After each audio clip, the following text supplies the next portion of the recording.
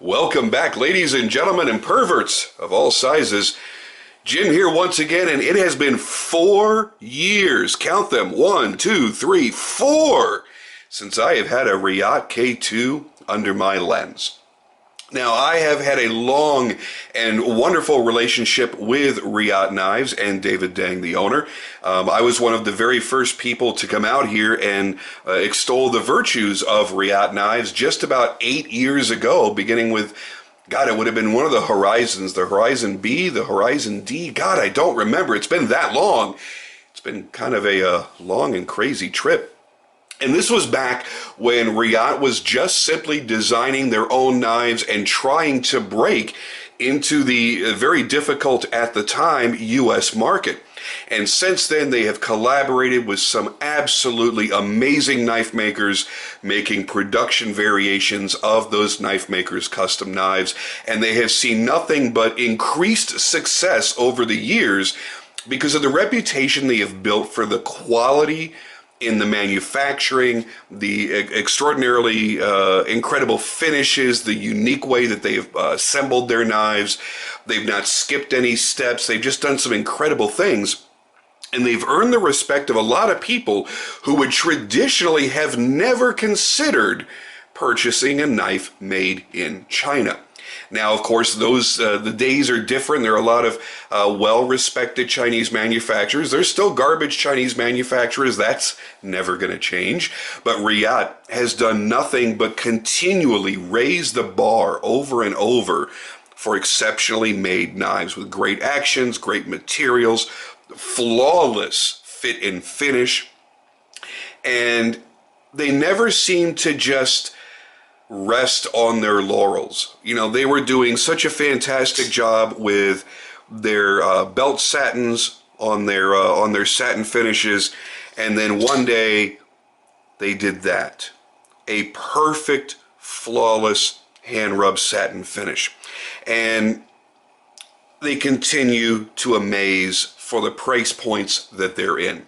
Now, before I get started here, you might be wondering, Jim, what the hell, man? Why are you going back and revisiting the K2? Well, there are two reasons. Number one, 4 years ago when I did the original K2 review, I made the very bold statement that it may well be one of the best overall, all-around EDC knives being made at the time. And I want to see if in my mind that still holds up.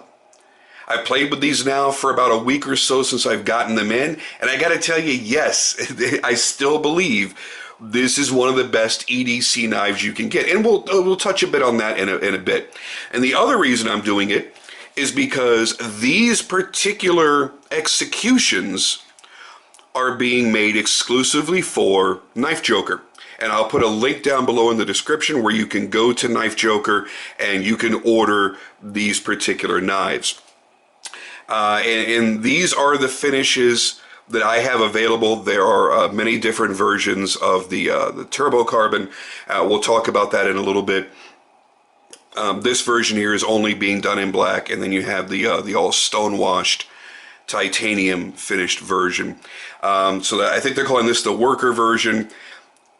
I don't recall what they called this, but I'm going to call it the tactical Armadillo, because it looks like armadillo scales.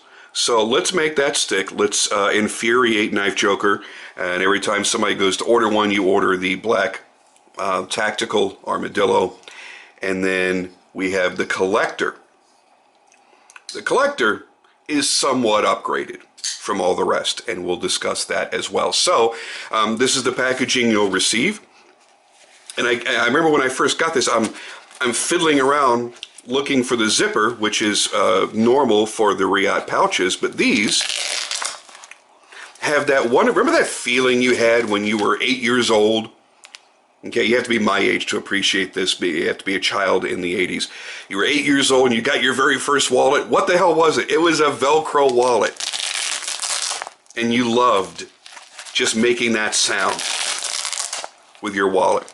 So all your extra goodies are going to be inside here. So you've got your cleaning cloth inside the bag. You have a cleaning cloth bag, if you want to, I don't know, carry it in there for some reason. And then your extra parts bag. Over on this side, which is also satisfyingly Velcroed, is where your knife will be inside of it feels like a fur-lined little pouch. Very nice, very classy, very cool. All right, we got that out of the way. And we're going to start with the most basic of the three. Now, I'm not going to go crazy on the specs and all that because A, I did that 4 years ago. B, there are a ton of K2 reviews, which if you found my review by accident, it's because you were already looking for this. Otherwise, you are a subscriber. And a quick note on that, man, YouTube is messing with everybody these days. If you're dealing with anything that they consider to be a weapon or anything like that, even though knives are tools, and they're not really showing our videos, so I don't ever ask this. I hate when YouTubers do this. I despise it. However, it is something that helps. So if you click like on the video, if you like it, do that. It helps. If you make comments down below, it helps to bring the video up in the rankings somehow or some way.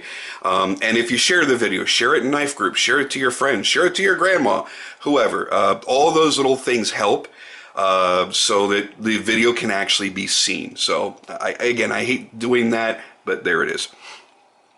So basically, you've got just under a 9-inch overall knife. The blade is just under 4 inches. It's 3.85 inches, as a matter of fact, with a 3.75-inch cutting edge due to the exaggerated sharpening notch or sharpening choil that's in the blade, which is perfect. It means you can maintain the knife easily. Now, the original K2s were S35VN steel, but these are M390. And as we know, M390 is a fantastic, quote-unquote, super steel. Great for everything that you're ever going to throw at it. Holds an edge for a damn good long time. Very corrosion resistant. It's everything that you're going to want in an EDC blade and be easily resharpenable. Resharpenable is not a word, but you know what I mean. So after you've stropped it to keep your edge keen and stropping doesn't work anymore, and you have to go to actually sharpen it yourself on your choice of sharpening system, it's not going to be a major hassle. It's not going to be difficult for you to do so. Now this one, I'm not usually one for just a plain stonewashed titanium knife. However, they do certainly have their place. This is a clean, easy to carry EDC knife that you don't mind banging around, getting a couple scuffs and scratches on. This is your classic titanium frame lock look with a really nice satin blade. What they've done is a very deep and very, very, very thin hollow grind on the primary bevel. And the swedges are also, looks like they're also hollow ground. It's a little harder to tell on short bevels like that. And then, of course, the tip is flat ground, and that gives you a lot of support for that tip. While you shouldn't be prying anything with a knife, that's what pry bars are for, it will give you that extra strength and stability should you actually be using it. I don't know, you're stabbing a can or whatever you know what, you stab what you want to stab, at your money. But it will be a nice reinforced tip having that flat grind the way that they've done this. Excellent job, beautiful combination grind, really, really, really well done. Their belt satins are flawless. They are smooth, they're perfect. You can tell they're not cutting corners. They are using sharp, fresh belts on each of their finishing passes. And that's a big deal. I can't tell you how many times we see a belt satin blade and you see some scratches that are wider and deeper than others. You can feel it when you run your finger across it. It doesn't look uniform and clean, and that's because they're trying to get all the money they can out of their belts. They're running their belts till they're as dull as shit. And not only is that bad for a finish, but when it gets dull enough, it creates a lot of friction, and it can actually very quickly and easily get out of control and burn through the temper. So again, just another one of those little things that Reate does that creates a better overall experience for the owner of these knives. Now, if you like the plain titanium, Nice dark stone wash. It looks good. It's nice and smooth and clean. That's certainly a great option. That's as EDC as EDC gets, right? It's nothing flashy. It's nothing crazy. It's not pocket jewelry, but it looks nice. Very well done. Then we get to the Tactical Armadillo. Now this is very similar to the stepped version that came out 4 years ago. They did it in a bronze, but this area back then was smooth. So a big change that KnifeJoker had done here was to add this texturing, which is very much like checkering, but not so. But it gives you a little bit more tactility. It feels nice, kind of tickles a little bit. So rub it on various parts of your body and see where it tickles the most. I like how that feels. Gives you a nice purchase with your fingertips. The reason why I've said that this is such a great EDC knife is, again, because it's not flashy. It's not overdone. It's a nice ergonomic handle shape. No ridiculous, crazy, overdone choils where it forces your fingers into spots that may be comfortable for some people, but uncomfortable for others. It's a good size without being oversized. So again, just a tad under 9 inches in overall length. So it carries like a compact knife, but it's still large enough to be a practical user. You've got a nice long blade there, a fantastic, ridiculously sharp hollow grind. As I mentioned earlier, they grind them very, very, very thin. So right behind the edge there, I mean, this is a true slicer. This is made to cut. And for most people, for most EDC tasks, it is going to be slicing and cutting. It's not really going to be hard chopping and batoning, and you shouldn't be batoning with a folder anyway. But for its intended purpose, this is the perfect grind for it. Very, very sharp. It will scare you out of the packaging, so keep that in mind. It's very easy to cut yourself. So this one's done in the all black PVD finish. You're still able to see the grinds really distinctly and well. The black finish doesn't really mask or disguise or hide anything. I think it looks really, really sexy. These are not just simply scallops, but each of these sections are raised up to where you see those lines.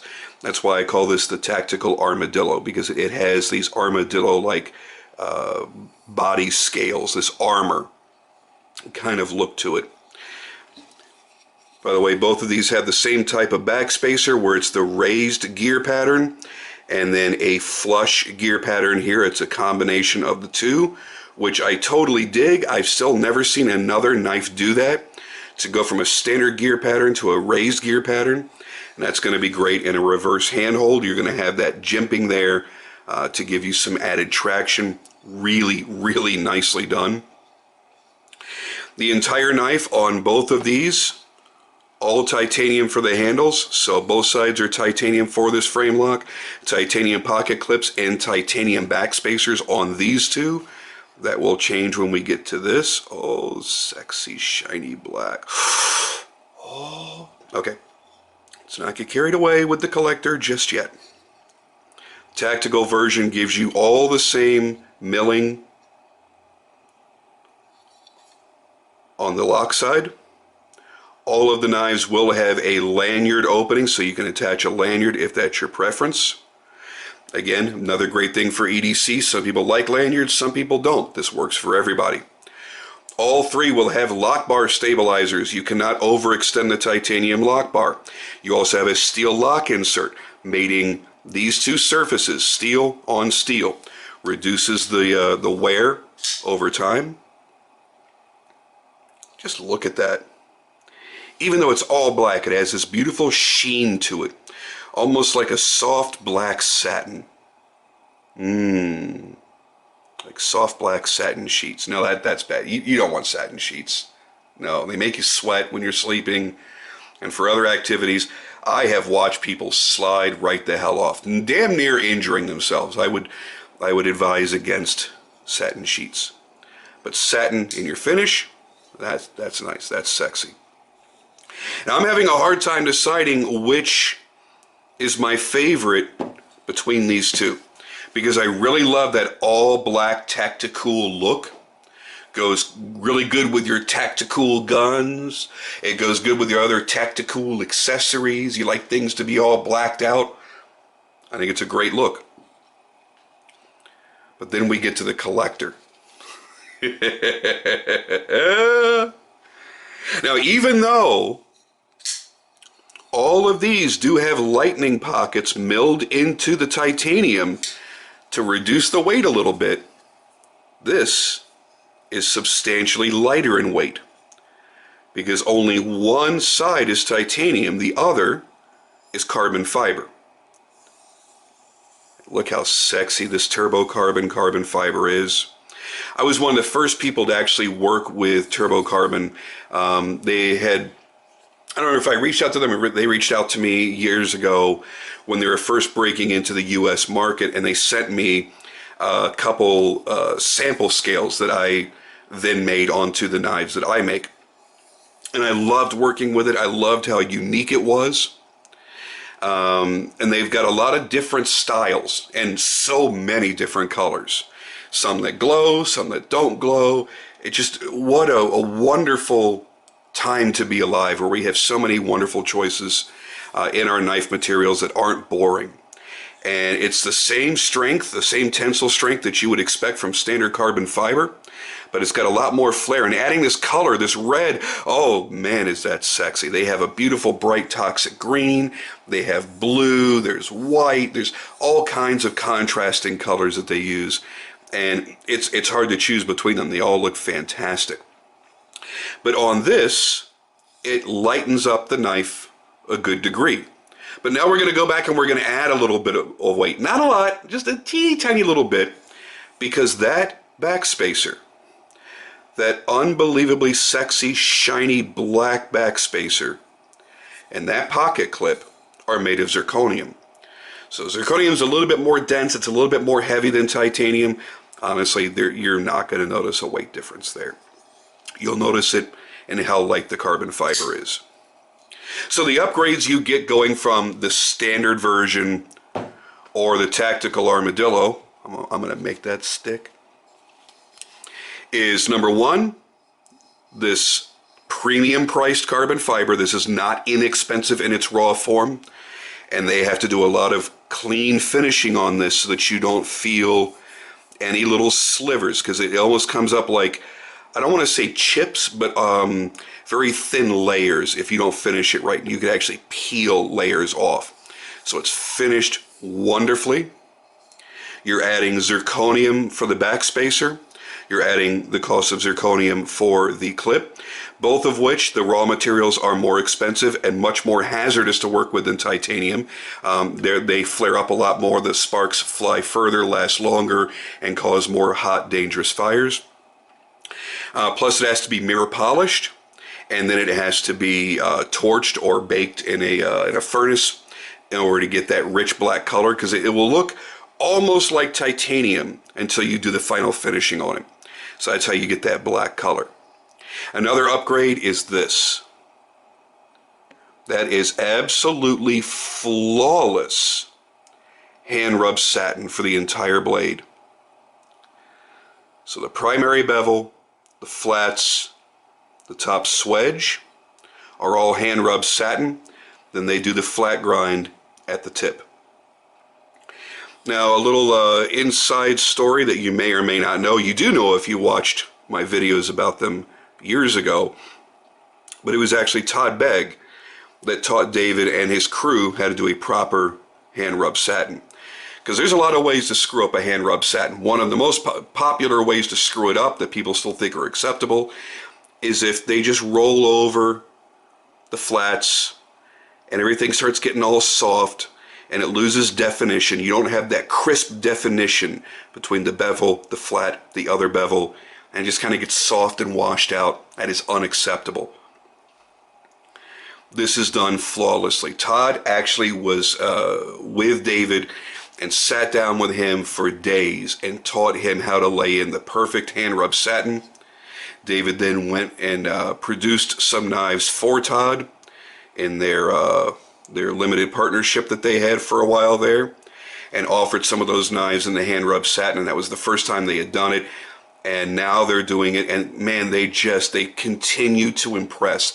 They just don't stop. They get better and better and better. The action, of course, is flawless. You've got ceramic bearings, ceramic detent, lightning fast. The flipper tab is very easy to access without being too oversized. All the edges are dehorned, lightly melted. There's no sharp corners. All the finish work is just flawless. Everything's mated together very, very well. The only thing that I think was a missed opportunity on these, the pivot. This is the same pivot they use on the original K2s. And even if they didn't do it on these other two, I really would have liked on the collector if we could have seen a more custom milled pivot to go along with the beauty of the rest of the knife. Or specifically, if all the collectors have zirconium clips and backspacers, it would have been nice to see zirconium here, even if it was just a pivot collar. But that's a very minor little nitpick on an otherwise technically flawless knife. Finished flawlessly. The action is flawless. What more could you ask for?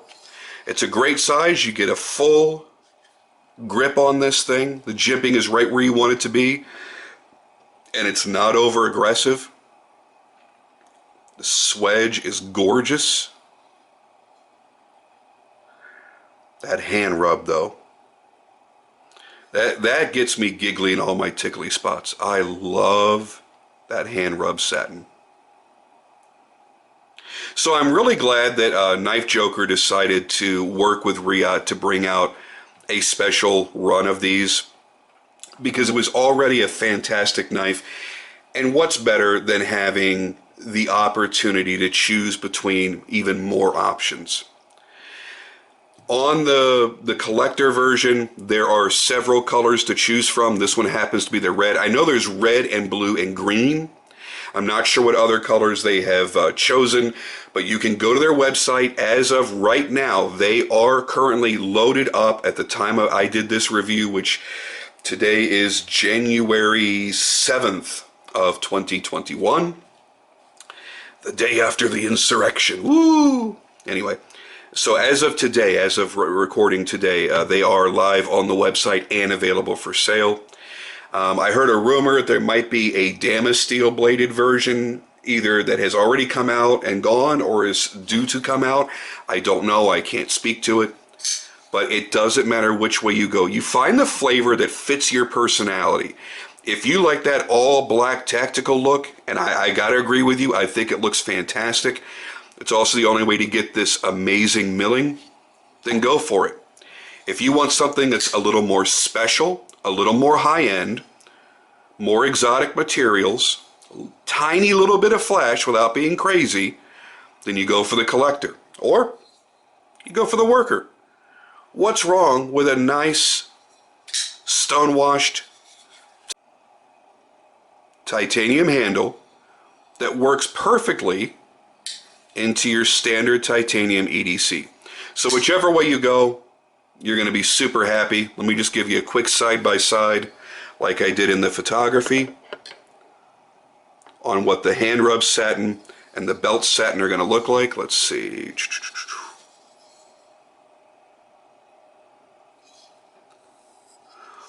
Both are gorgeous for their own reasons.